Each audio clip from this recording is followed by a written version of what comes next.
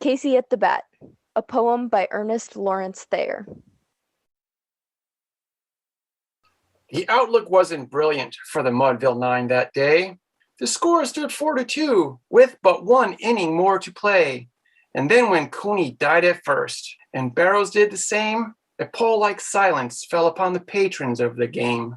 A straggling few got up to go in deep despair. The rest clung to the hope which springs eternal in the human breast.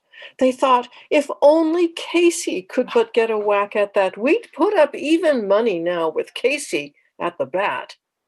But Flynn preceded Casey, as did also Jimmy Blake, and the former was a hoodoo, while the latter was a cake. So upon the stricken multitude grim melancholy sat, for there seemed but little chance of Casey getting to the bat. But Flynn let drive a single to the wonderment of all, and Blake, the much despised, tore the cover off the ball. And when the dust had lifted and men saw what had occurred, there was Jimmy safe at second, and Flynn a hugging third. Then from 5,000 throats and more there rose a lusty yell.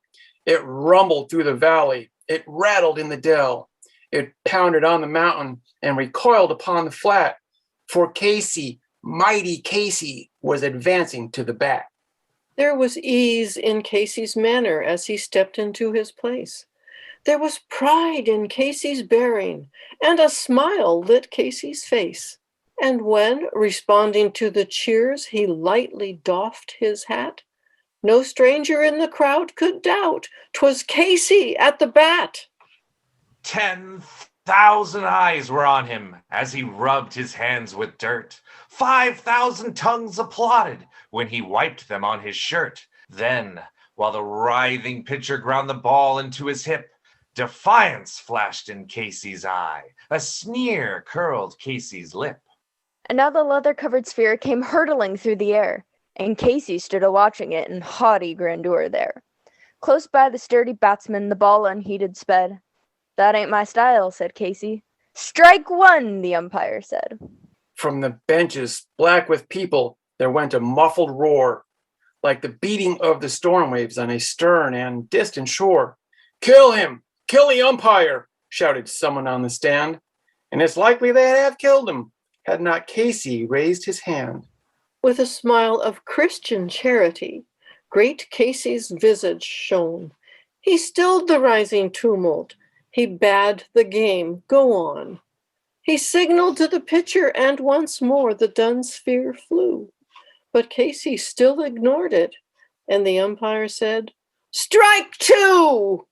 "Fraud!" cried the maddened thousands. An echo answered, "Fraud!" But one scornful look from Casey, and the audience was awed. They saw his face grow stern and cold. They saw his muscles strain, and they knew that Casey wouldn't let that ball go by again. The sneer is gone from Casey's lip. His teeth are clenched in hate. He pounds with cruel violence his bat upon the plate. And now the pitcher holds the ball, and now he lets it go, and now the air is shattered by the force of Casey's blow. Oh, somewhere in this favored land, the sun is shining bright. The band is playing somewhere, and somewhere hearts are light. And somewhere men are laughing, and somewhere children shout. But there is no joy in Mudville. Mighty Casey has struck out.